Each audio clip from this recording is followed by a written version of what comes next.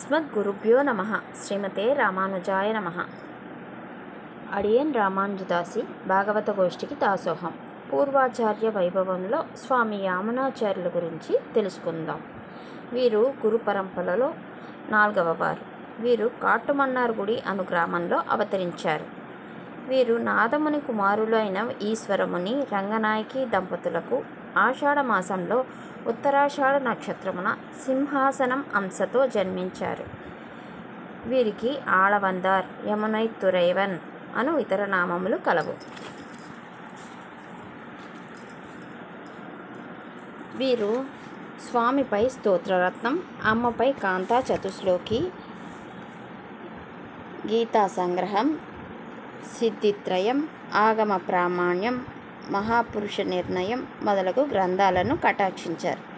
శ్రీమన్నాథమునుల కోరిక మీద శ్రీరామమిశ్రులు వేంచేసి వీరికి యమునైత్తురైవన్ అని నామకరణం చేసిరి.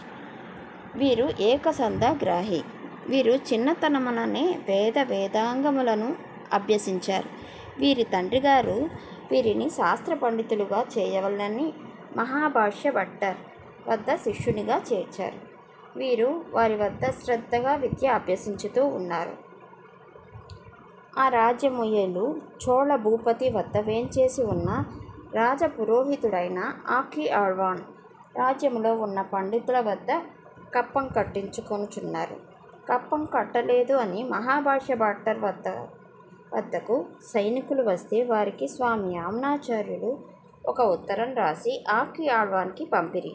దాని సారాంశము ఏమనగా, హిమాలయ పర్వతాల నుండి రామసేతు వరకు నన్ను జయించువారు ఎవ్వరూ లేరు అనగా రాజు ఆశ్చర్యపడి వాదనకు రమ్మని భటుల ద్వారా కబురు పంపగా స్వామి యామునాచార్యులు వచ్చుటకు నిరాకరించారు. అప్పుడు రాజు పండితులకు పంపు విధముగా వీరికి పల్లకి మొదలగు మర్యాదలు పంపగా స్వామి యామునాచార్యుల వారు ఆహ్వానమును అంగీకరించి రాజసభకు వెళ్ళిరి.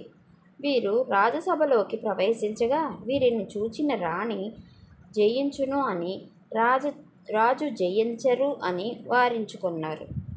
రాజపురోహితులు అయిన ఆకి ఆళ్వాన్ వీరు చిన్న పిల్లవాడు, శాస్త్రజ్ఞానం ఉండదు అని మీరు 3 ప్రశ్నలు వేస్తే నేను కాదు అంటాను అనగా అంత స్వామి యామునాచార్యులు 3 ప్రశ్నలు వేసిను. రాజు ధర్మాత్ముడు, రాజమాత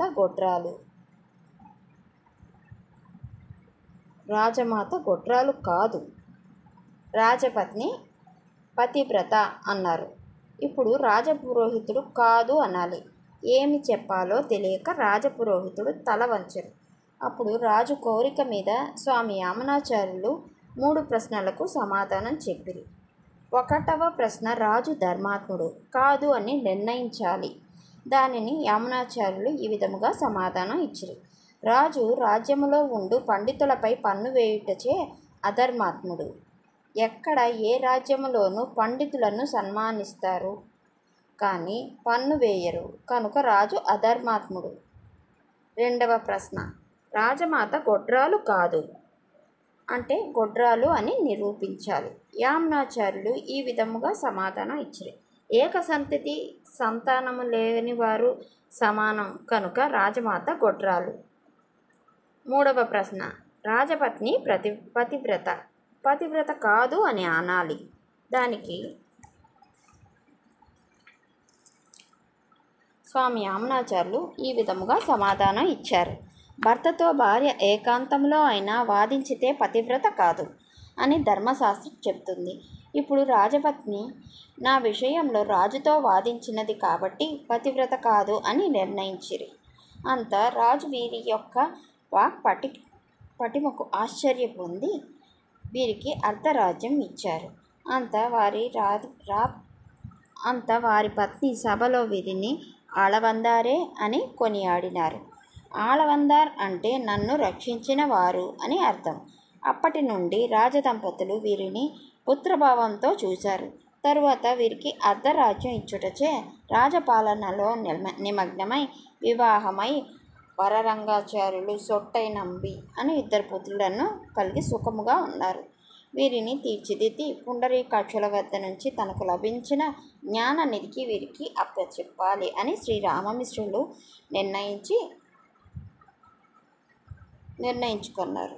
వీరికి రాజసభలో ప్రవేశించుటకు అవకాశం దొరకక రాజుకి ఇష్టమైన ముళ్ళ ముష్టి కూరను నిత్యము వంటశాలకు చేర్చి ఒక దినమున కావాలి అని ఆపిరి. వంటవాడిని ఈరోజు ముళ్ళ ముష్టి కూర లేదే అని ప్రశ్నించగా వారు ఈ విధమైన సమాధానం చెప్పి, ఎవరో పెద్దలు నిత్యము తెచ్చి ఇస్తున్నారు అని ఈరోజు తేలేదు అని చెప్పగా రాజు జ్ఞాని అగుటచే వారిని సభలోకి ప్రవేశపెట్టమని ఆజ్ఞాపించారు. రాజ ఆజ్ఞ చేత వీరిని రాజ్యసభలో ప్రవేశపెట్టారు. మీరు ఏ కోరిక మీద నాకు ఇష్టమైన ముళ్ళ ముష్టి కూర తెస్తున్నారు అని ఆళవందార్ ప్రశ్నించినారు. నేను ఏ కోరిక మీద రాలేదు, మీ పెద్దలు ఇచ్చిన నిధిని మీకు అప్పచెప్పాలి అని వచ్చాను అని స్వామి శ్రీరామమిశ్రులు అన్నారు. శ్రీరామమిశ్రులు నిత్యము ఆళవందార్ వద్దకు వచ్చి శ్రీమద్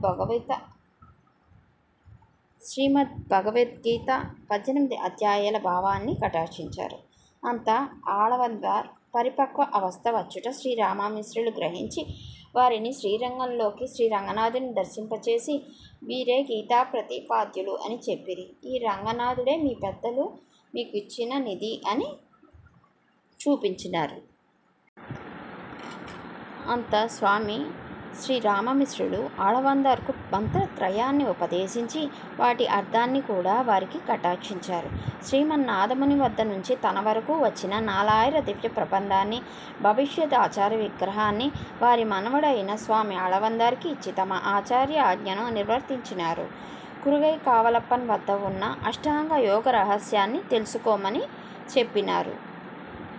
అంత వీరు రాజ్యాన్ని తమ కుమారులకు అప్పచెప్పి సన్యాస ఆశ్రమాన్ని స్వీకరించారు. వీరు రంగనాథుని సర్వవిధ సేవలు చేస్తూ ఉన్నారు. ఇంతకాలం నేను ఎంతో పోగొట్టుకున్నాను అని రంగనాథుని వద్ద దుఃఖించినారు.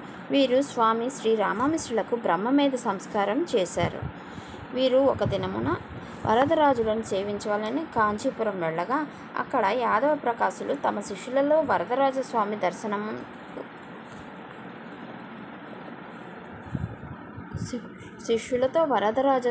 దర్శనకు రాగా వారిలో తేజోవంతమైన ఒక బాలుని చూచి వీరే జగదాచార్యులు అవుదురు అని వారిని కటాక్షించిరి.